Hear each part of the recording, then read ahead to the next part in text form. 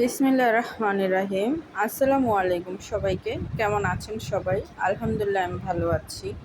আমি আরেকটি নতুন ভিডিও নিয়ে চলে আসলাম আপনাদের মাঝে। এখানে আমার সব ধরনের মশলা দিয়ে পেঁয়াজ কুচি, তোল, হলুদ, মরিচ সব দিয়ে কষে নিয়েছি। আমি এখন কলিজা দিয়ে দিয়েছি। এটা হচ্ছে গরুর কলিজা। কলিজাটা দিয়ে ভালো করে একটু কষে নেব। কলিজাটা দিয়ে ভালো করে একটু কষে নিয়েছি।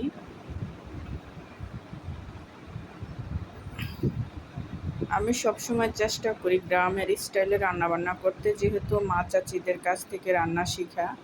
যেহেতু আমি গ্রামের মেয়ে, সবসময় হলুদ, মরিচ, তেল, মশলা একটু কমে দিই, বা অত ডিজাইন করে পারি না রান্না করতে। যেরকম পারি সেটাই আপনাদের সাথে শেয়ার করি।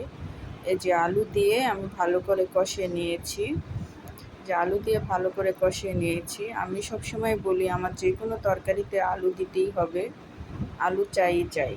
তো যে আলু দিয়ে কষা নেওয়া হয়ে গেছে, এখন এখানে আমি জল দিয়ে দিব।